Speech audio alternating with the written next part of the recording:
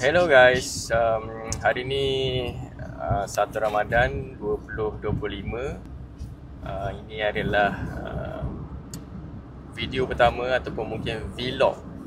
Rasanya vlog pertama kita orang. Saya dengan Winnie. Hello. Hari ni kita nak pergi ke Bazar Ramadan Lita Sepang. Kenapa Lita Sepang? Sebab tahun lepas, hujung tahun kita dapat berita yang Bazar Ramadan Lita Sepang ni dia dianjurkan buat julung kalinya di Lita Sepang, di dalam Lita Sepang.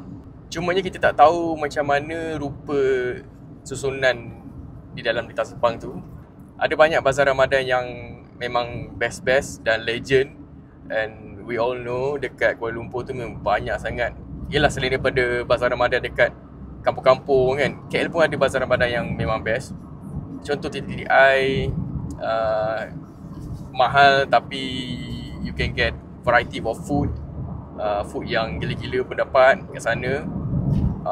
Kalau dekat Ceras kita ada Bazar Ramadan Bandar Razak, Kampung Kongko. Dekat situ dia punya peniaga mostly orang-orang lama yang duduk di area situ lah. Memang jaranglah jumpa orang luar kat situ. Dan makanan dia bila dapat air tangan orang lama ni memang sedap lah. Tak boleh nak deny.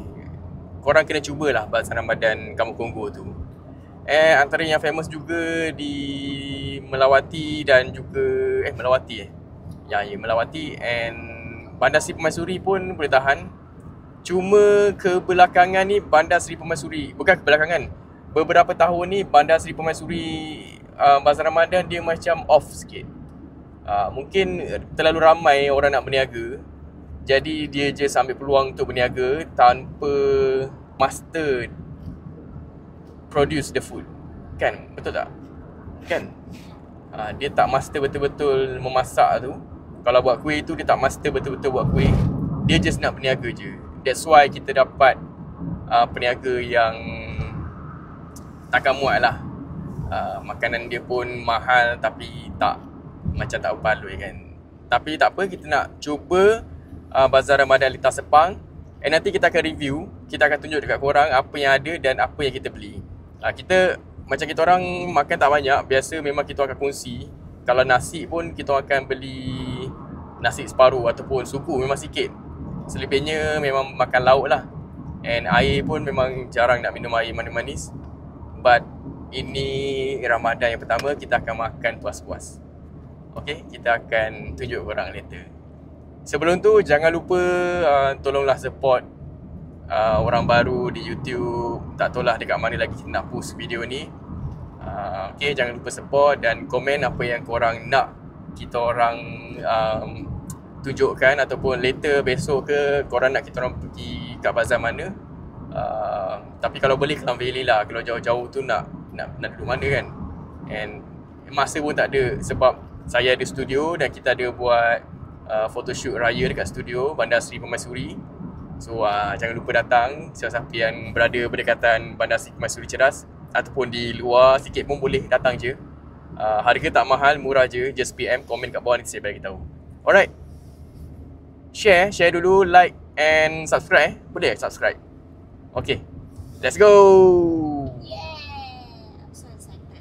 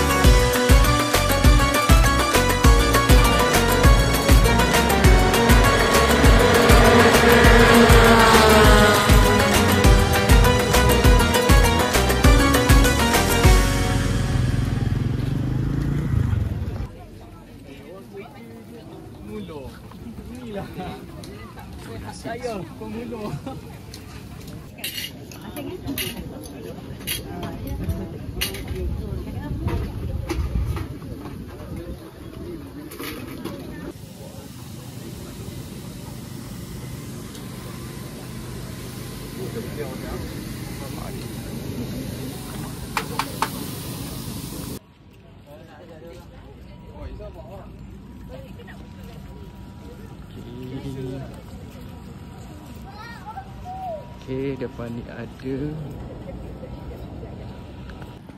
Okay guys, kita orang dah beli makanan dekat sana. So ini adalah area untuk makan. Sekarang pun dah jam hampir pukul 7. So belakang ni semua ada lebih kurang 20 or 30 tables lah. Hari ni memang tak ramai, besok mungkin ramai. Mungkin masing-masing pun tunggu orang duk review bazar Ramadan ni kan. So kita tunjuk apa yang kita beli hari ni. Tadi kita lepak dalam kereta sebab panas.